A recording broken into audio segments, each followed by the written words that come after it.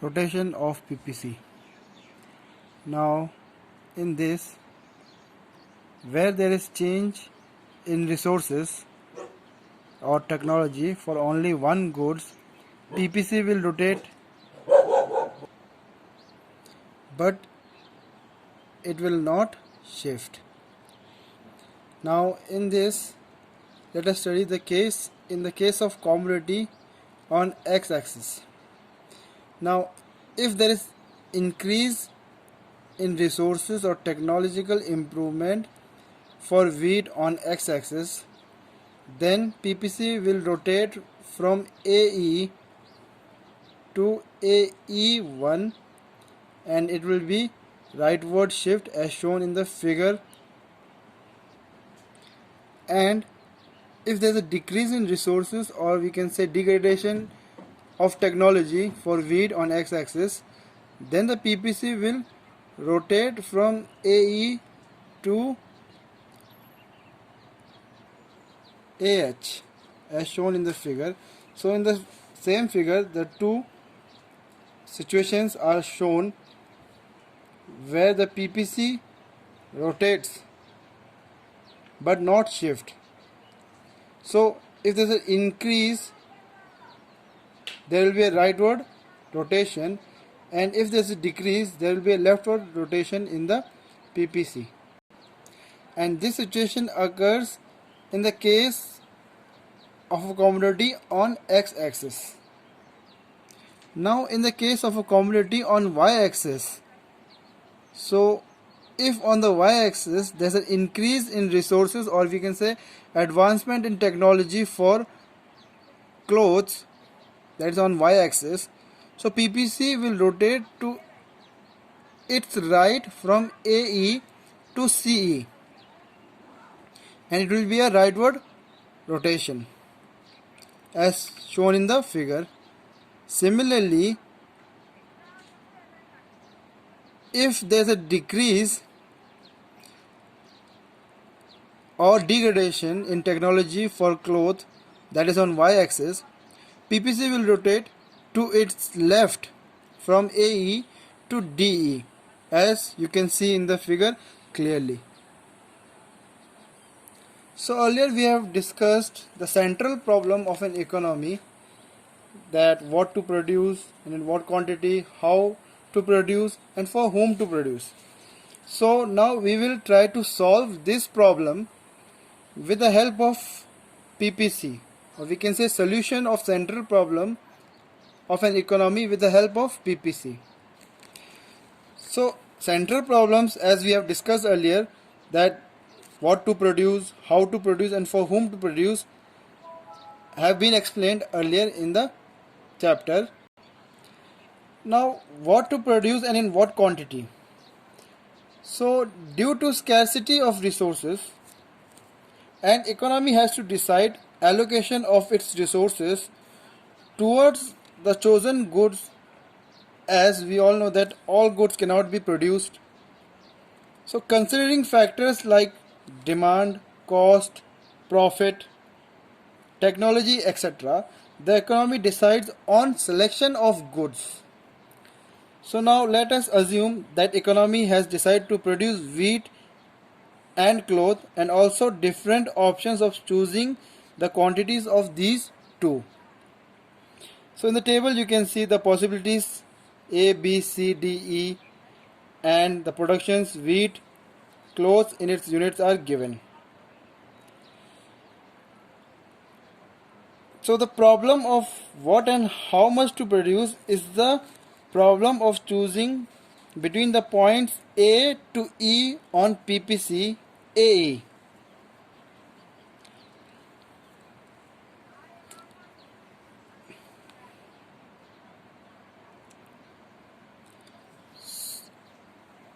So what to choose between these so that the consumer gets its maximum satisfaction. Now if you see on the diagram, point B gives the combination of 1 unit of wheat and 9 unit of cloth. Shifting to C, you can see that 2 units of wheat are produced and accordingly clothes production will fall to 7 units. So as resources are withdrawn from production of clothes to produce more of wheat. So if we produce more of clothes, there will be a reduction in the production of wheat. How to produce? This problem refers to choice of technique of production, whether labor intensive or capital intensive, to be used so that efficient use of scarce resources can be made. PPC helps to solve this problem also. Now let us see. All points on PPC in the diagram, if you see, all points on PPC AE represents fuller utilization of resources, implying use of efficient technique of production. For example, if you see point D, that gives the combination of 3 units of wheat and 4 units of cloth, implying efficient technique of production, and point G, where 1:4 gives the combination, means it gives 1 unit of wheat and 4 unit of cloth, implying inefficient technique of production. Now for whom to produce? This problem relates to distribution of production or income generation. So the economy is producing various combinations of wheat and cloth. Goods and services produced along with AE, as you can see in the figure, would be distributed among the consumers, and national income generated through production would be distributed among factors of production. Now in the diagram, if you see, for example, 2 units of wheat and 7 units of cloth are produced along point C on PPC. So when this produce is sold to consumers, it is personal distribution, and when income earned by sale of goods is distributed among factors of production, it is functional distribution. So apart from the central problem of an economy, we have also discussed other problems. Those are fuller utilization and growth of resources. So let us see how does the PPC also helps to solve these problems. So solution of other problems. Fuller utilization of resources. When goods are produced corresponding to any point on PPC, it implies fuller utilization of resources. For example, you can see in the figure point A to E, if goods are produced corresponding to any point within PPC, that we can say inside PPC. For example, the point G and H refers to underutilization of resources, whereas point B, point C and point D are the fuller utilization of resources. On point D, if you see, is greater than point G. So on point D, the economy is able to produce more than as compared to when it is on point G. Growth of resources. Growth of resources is possible only when economy, through technological advancement or increase in supply of resources, generates more resources. Extra resources will raise the level of productive capacity of an economy. With more production, the PPC will shift to its right from AE to A1E1, as shown in the figure. Now let us understand the combinations that are attainable and unattainable combinations on PPC. So attainable, or we can say feasible combinations. These refers to those combinations which can be produced with the help of given resources and technology, and these can be on PPC. For example, you can see in the diagram point A, B, C, D, E, implying fuller utilization of resources. These points are on PPC. Another situation is inside PPC. For example, you can see point G and H. This implies inefficient utilization of resources. So these are the attainable or feasible combination of PPC. Now unattainable or non-feasible combinations. It refers to those combinations which cannot be produced with the help of given resources and technology. So all the resources and technology are provided, but there is no combinations between the productions. For example, point M, N, O, P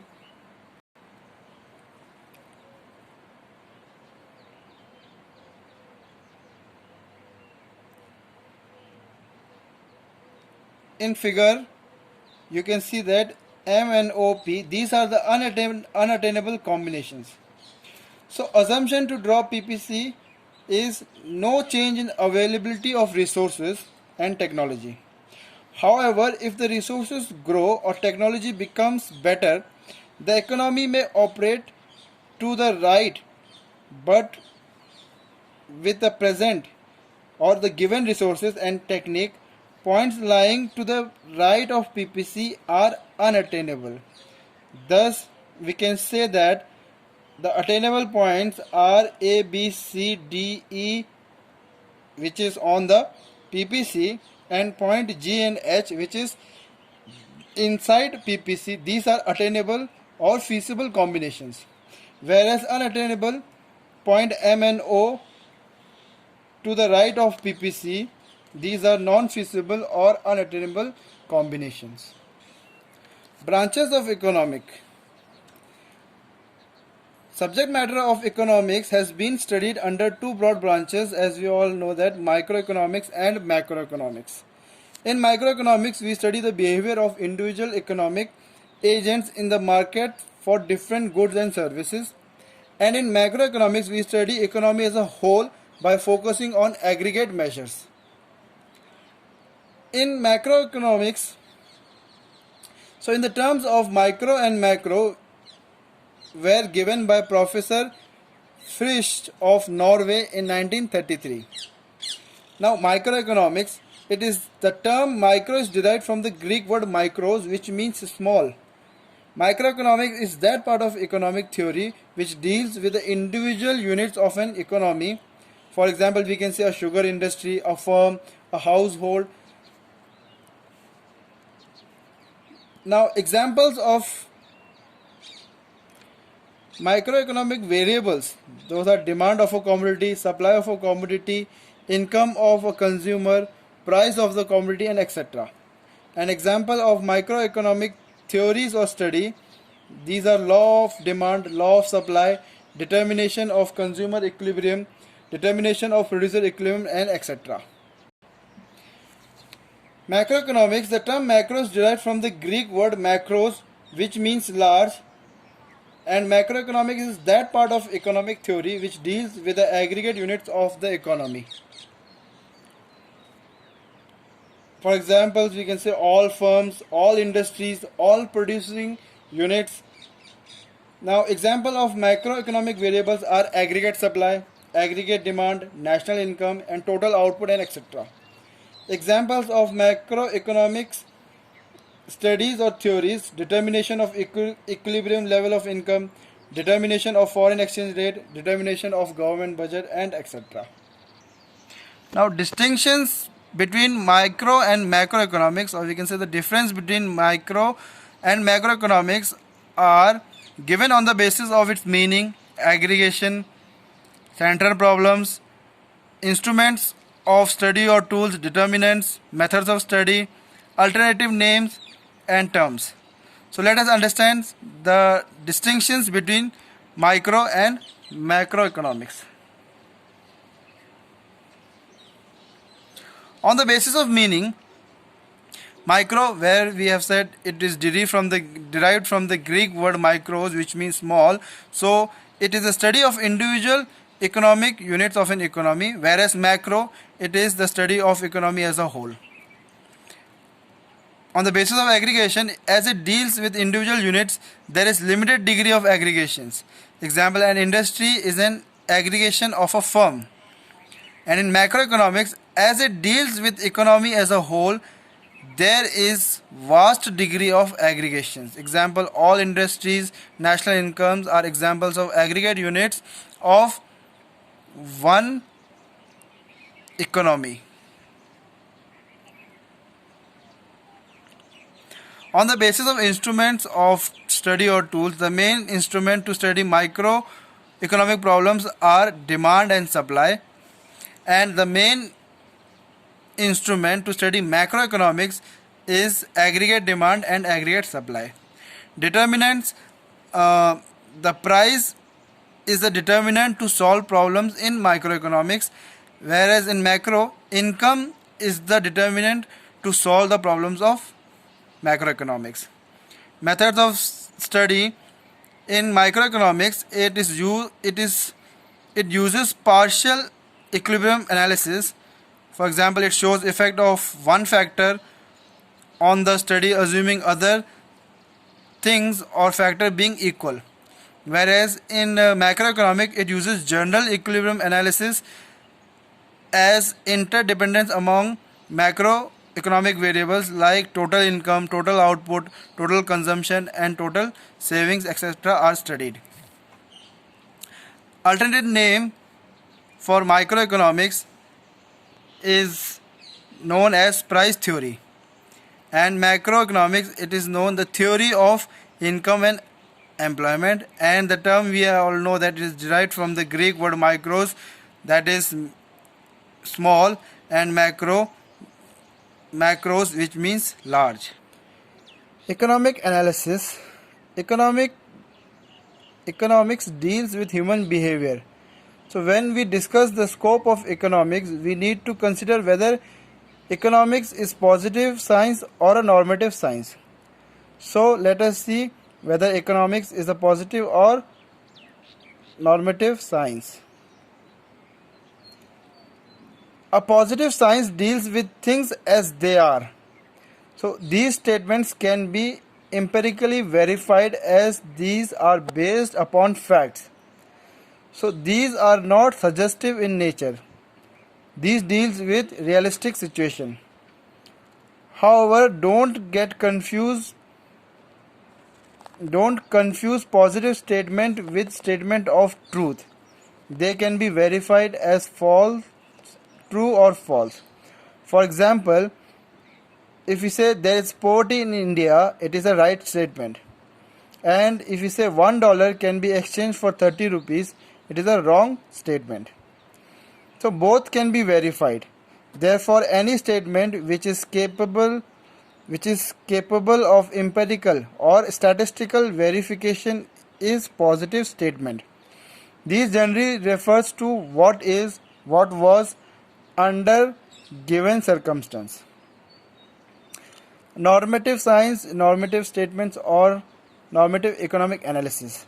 These statements tell us what ought to be. These tell how economic problems should be solved.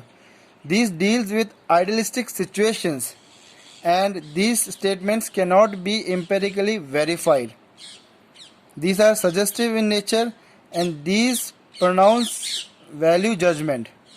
These state whether different mechanisms to solve economic problems are desirable or not. For example, we say unemployment is better than poverty.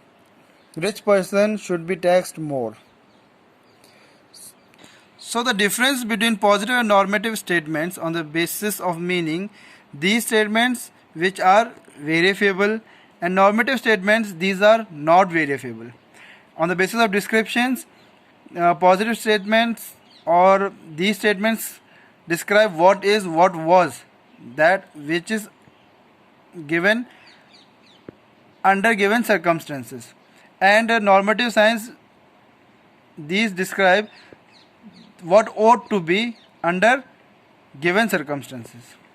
Capability of verification as positive statement, these are empirical, statistical, and verifications are, as these are based on fact, so it is possible to verify. But in normative statements, these statements are not capable of empirical verification because these are not based on facts. A value of judgment, in positive, these statements do not pass any value judgment, whereas in normative, these pronounce value judgment as these are opinions or suggestions. Now, functions, positive statement studies how different mechanisms functions to solve economic problems.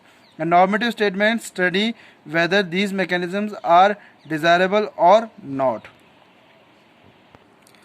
So students, in the next video, we will learn the second chapter, consumer equilibrium. Thank you.